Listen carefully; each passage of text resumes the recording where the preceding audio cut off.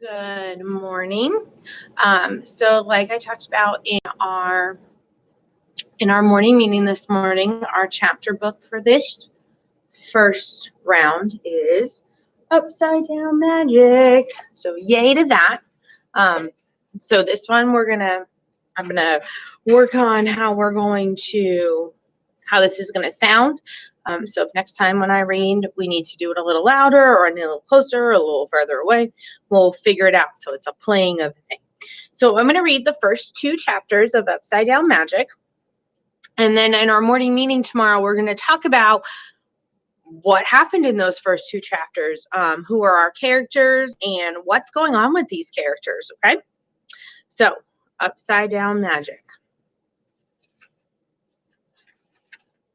Chapter 1. Nori Harris was trying to turn herself into a kitten. The kitten had to be a black kitten, and it had to be completely kitten-shaped. It was the middle of summer. Nori was hiding in her family's garage. Kitten, kitten, kitten, she thought. She was hiding in case something went wrong. She didn't want anyone to see. Still, if something went really wrong, her brother and sister would be close enough to hear her yell for help, or meow for help, or roar. Nori decided not to think about that. Hopefully, she wouldn't need help. Kitten, kitten, kitten. She had to master kitten because tomorrow was the big test. Tomorrow, after so many years of waiting, she would finally take the entrance exam for the Sage Academy. The school was very hard to get into. You wouldn't be accepted with anything less than amazing talents. Nori's friends weren't even bothering to try. They were all taking tests for easier schools. If Nori passed the big test, she would start 5th grade at Sage Academy in the fall. If she failed the test, no, she couldn't fail. She wasn't taking tests for any other schools, not only because Sage Academy was very important, very fancy magic school, but also because her brother Hawthorne went there, and her sister Dahlia did too. Plus, Nori's father was kind of the headmaster. Okay, not kind of. He was definitely the headmaster. Thinking about the big test made Nori queasy. Her magic was strong. There was no doubt about that. Sometimes her magic went wonky. And Sage Academy did not want wonky. A black kitten was likely to be on the big test tomorrow. It was a beginner animal. Nori had turned herself into a black kitten loads of times, actually. The problem was what happened after. But Nori would not think about that. Instead, she took a deep breath and lifted her chin. Kitten, kitten, kitten! The world went blurry, and Nori's heart beat faster. Her body stretched and shrank. There were popping sounds. Yay, kitten! But wait, her mouth felt wrong. Nori clacked her teeth together. Clack, clack, clack. Whoa! These weren't normal teeth. They were long. These were sharp. These were powerful. Long, sharp, and powerful enough to chomp through wood. Nori thought, feeling weird. Why would a kitten want to chomp wood? Nori looked over her shoulder. She saw a perfect black kitten tail swishing in the air. Connected to the tail was the set of black kitten legs with padded feet and sharp claws. She looked down, expecting to see a matching set of front legs where her arms used to be. But her front legs weren't kitten legs. The fur was brown and slick. Also, she seemed to have a fat, round tummy. And what was this nose? She couldn't see it well, but it had nothing kittenish about it. It was more of a snout, a beaver nose. Zamboozle! I'm half kitten, half beaver! Nori realized her magic had definitely gone wonky. Not again, she thought. What am I doing wrong? If I'll fail the big test if I do this tomorrow, I should change right away and try again for perfect kitten. Yes, that's exactly what I should do. But the beaver kitten part of Nori wouldn't listen. Beaver kitten Nori didn't care about the big test. Beaver kitten Nori just wanted to chew stuff with her awesome beaver teeth. She searched the garage. Wood. Where was the wood around here? Must chew. Beaver kitten Nori thought. Must Make Beaver Dam. No, no, said the dim voice of girl Nori. Beaver Kitten Nori waddled out of the garage and into the house. Then she went upstairs and into her father's office. Tree stumps would do, or branches, anything really made of wood. Nori spotted her father's bookshelf.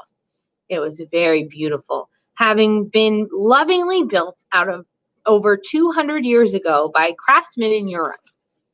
It was very important, very expensive piece of furniture. It looked delicious.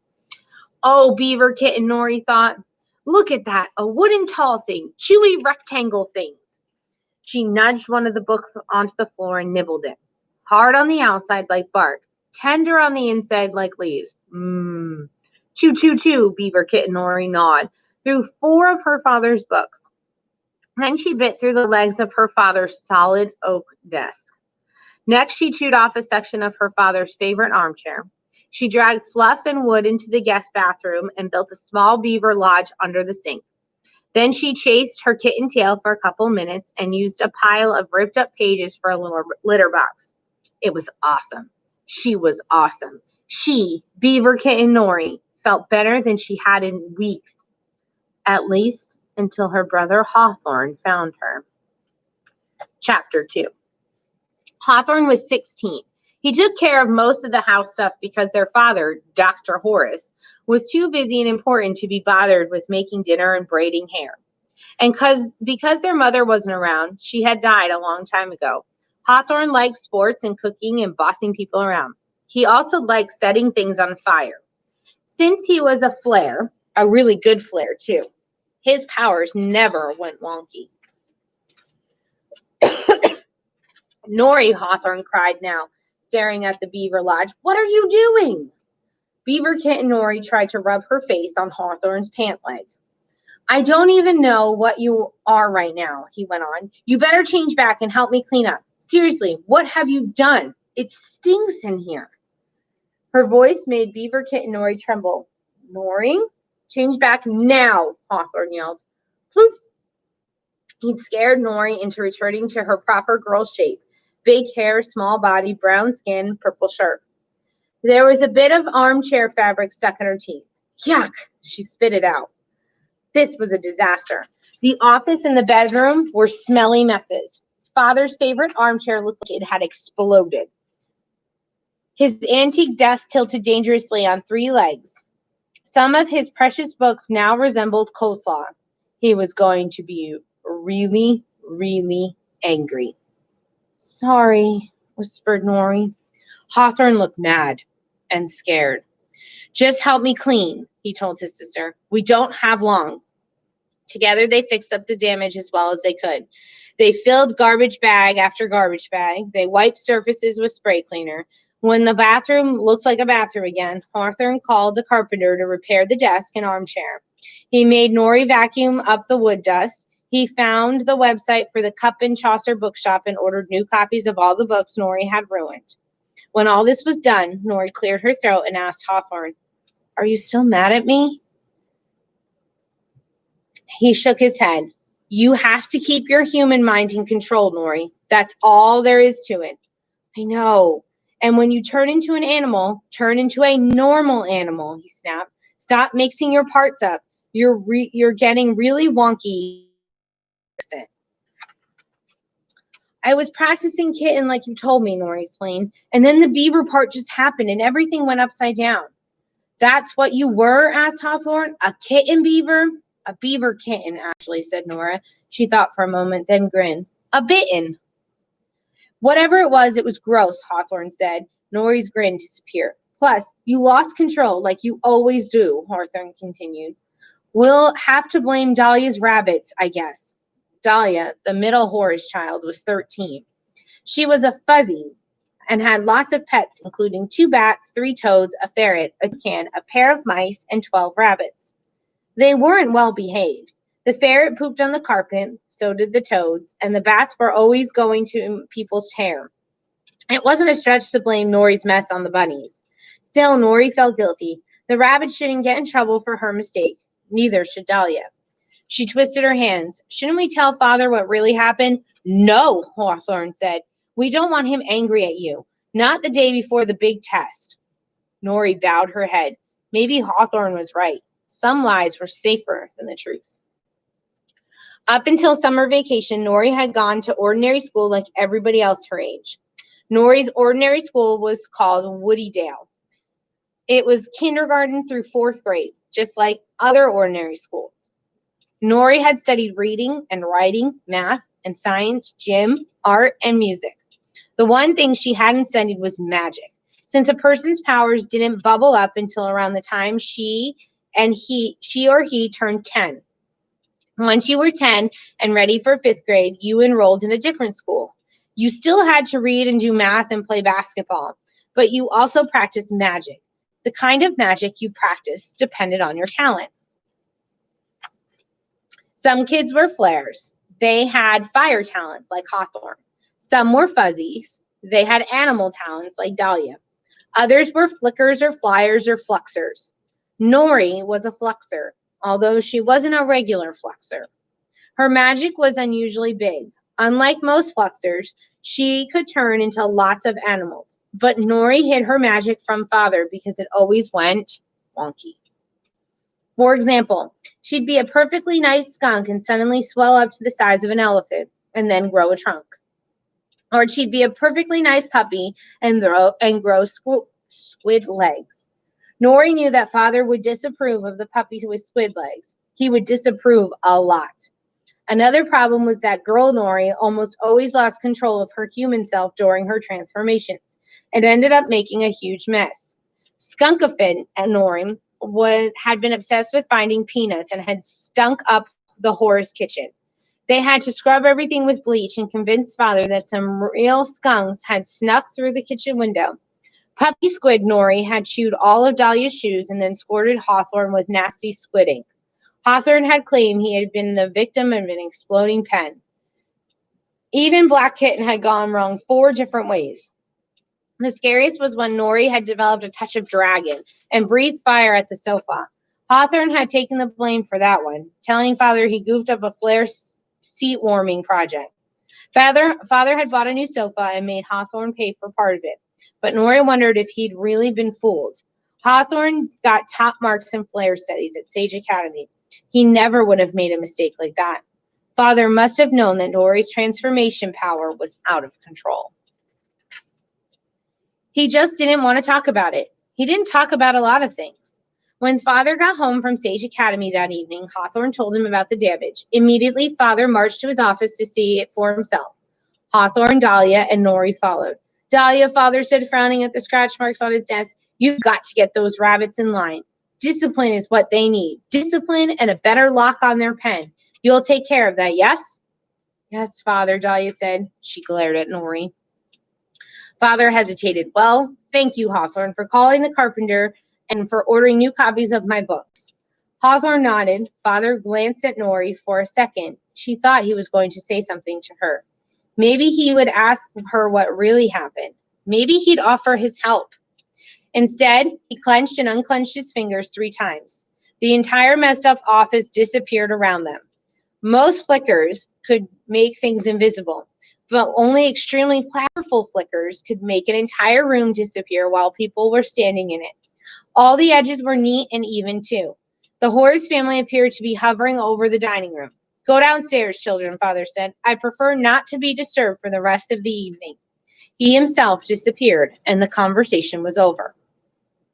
Father left early for work the next morning. Nori ate breakfast with Dahlia and Hawthorne and a few of Dahlia's rabbits. "Do you want your egg hard or soft boiled?" Hawthorne asked.